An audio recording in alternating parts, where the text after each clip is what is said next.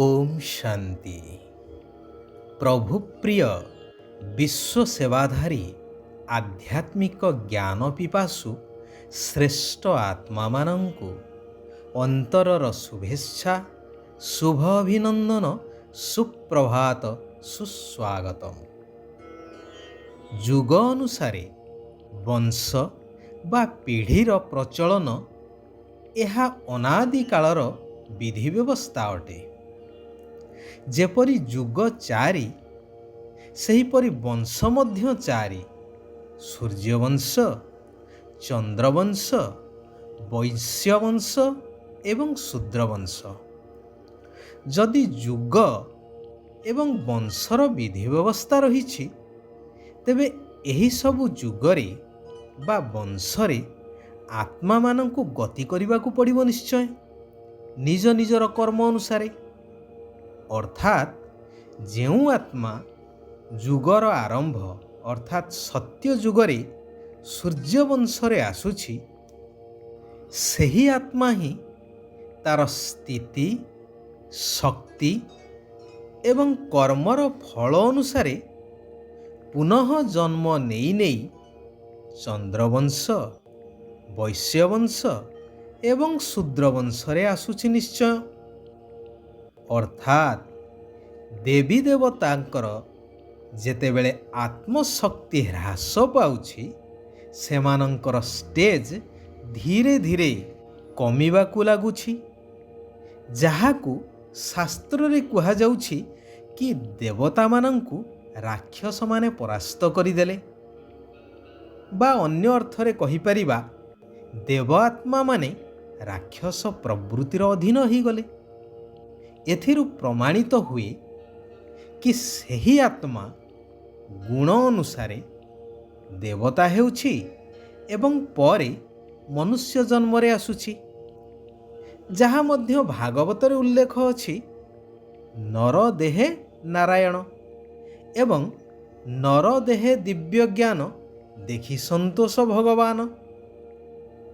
पुनश्च उल्लेख मध्य अछि ब्रह्मांकर नाभिरु विष्णु एवं विष्णुंकर नाभिरु ब्रह्मांकर उत्पत्ति। अर्थात आत्मा एक, परंतु स्थान एवं काल अनुसारे पात्र केवल जहा बदलुछि। एठारे विचार करा जाई पारे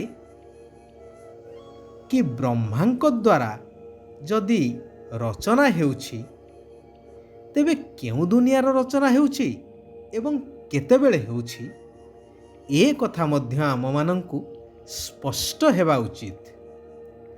टिके चिंता करंतु, स्वयं भगवान प्रजापिता ब्रह्मांक द्वारा स्थापना करुछंती, तेबे निश्चय श्रेष्ठ दुनिया अर्थात सत्य जुगर स्थापना करिवे एवं एही कली जुगर ही सत्य जुगर स्थापना करिवे निश्चय। तेबे ब्रह्मा मध्य एई कली जुगर हेइथिबे तो, तेणु तो ब्रह्मांकर पूजन नाही। वर्तमान सेही सत्य जुगी सूर्यवंश को जीवार श्रेष्ठ शिक्षा स्वयं परमात्मा साधारण वृद्ध शरीर रे दिव्य अवतरण करी प्रदान करुछंती, जहांकर नाम रखिछंती प्रजापिता ब्रह्मा।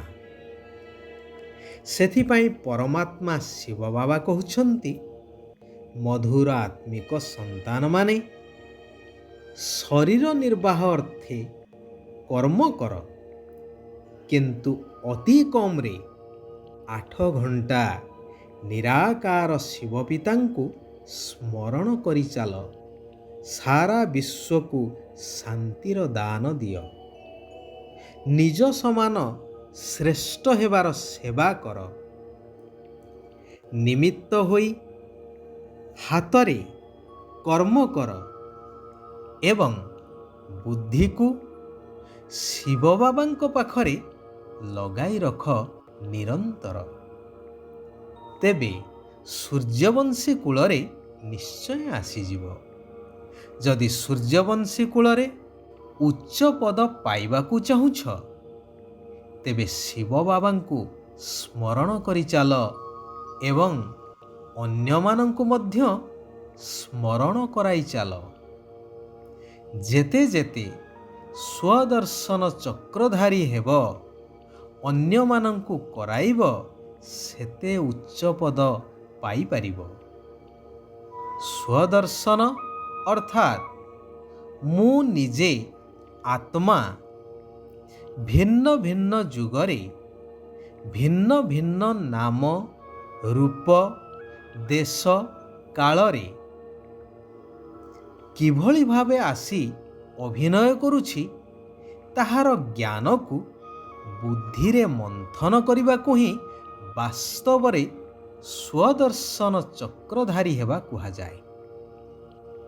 ଆତ୍ମିକ ପୁରୁଷାର୍ଥ କରି ସମ୍ମାନର ସହିତ ଉତ୍ତୀର୍ଣ୍ଣ ହେବା ଦରକାର। ଏପରି କୌଣସି କର୍ମ ନ ହେଉ ଯାହାକି ଦଣ୍ଡ ଭୋଗିବାକୁ ପଡ଼ିବ।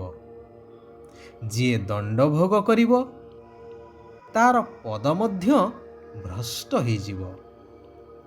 ଯେପରି ଦୁନିଆରେ ଜଣେ ଉଚ୍ଚପଦସ୍ଥ ଅଧିକାରୀ ସରକାରୀ ଅର୍ଥ ଆତ୍ମସାତ କରିଥିବା ଅଭିଯୋଗରେ ବା ଦୁର୍ନୀତି କରିଥିବା ଅଭିଯୋଗରେ ଦଣ୍ଡ ତ ଭୋଗ କରିଥାନ୍ତି ଏବଂ ନିଜର ପଦ ମଧ୍ୟ ହରାଇଥାନ୍ତି, ସେହିଭଳି ଏଠାରେ ଶିବ ବାବାଙ୍କର ସନ୍ତାନ ହୋଇସାରିବା ପରେ ଯଦି ମନ, ବଚନ ଏବଂ କର୍ମରେ କୌଣସି ଅଶୁଦ୍ଧତା ଆସିଲା ବା କୌଣସି ଭୁଲ ହେଲା, ତେବେ ସେଥିପାଇଁ ଦଣ୍ଡ ମଧ୍ୟ ଭୋଗ କରିବାକୁ ହେବ ଏବଂ ଭବିଷ୍ୟ ନୂଆ ଦୁନିଆରେ ପଦ ମଧ୍ୟ କମ୍ ମିଳିବ।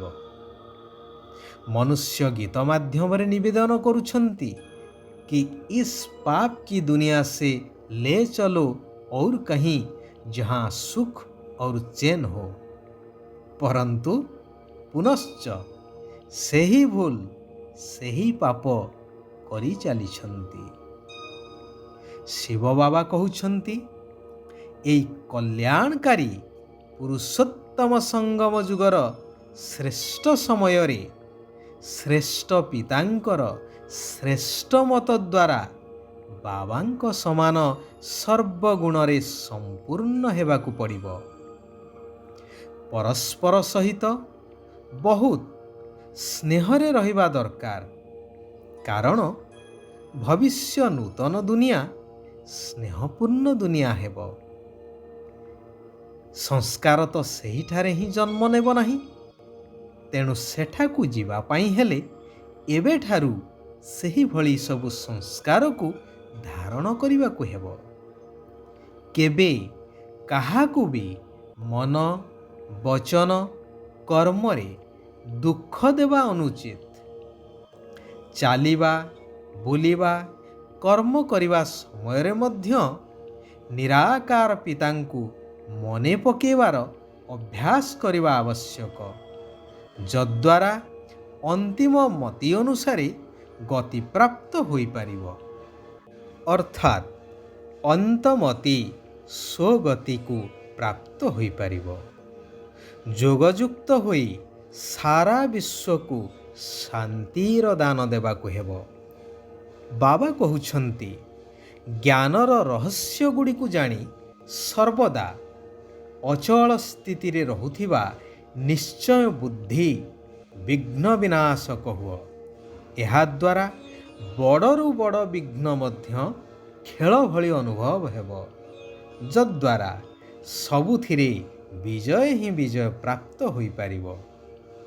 ମୁଁ ଅନେକ ଥର ବିଜୟୀ ହୋଇଛି, ଏହିଭଳି ନିଶ୍ଚୟ ବୁଦ୍ଧି ହେବା ଦରକାର।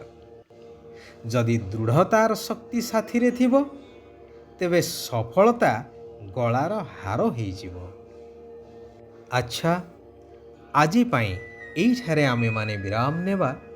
ଆସନ୍ତାକାଲି ପୁନଶ୍ଚ ସେହି କଲ୍ୟାଣକାରୀ ପିତାଙ୍କର ଆଉ କିଛି କଲ୍ୟାଣକାରୀ ମହାବାକ୍ୟକୁ ଆଲୋଚନା କରିବା।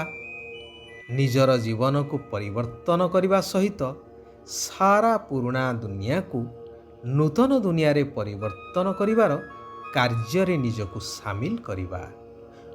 ଓମ୍ ଶାନ୍ତି। ଓମ୍ ଶାନ୍ତି। ଓମ୍ ଶାନ୍ତି।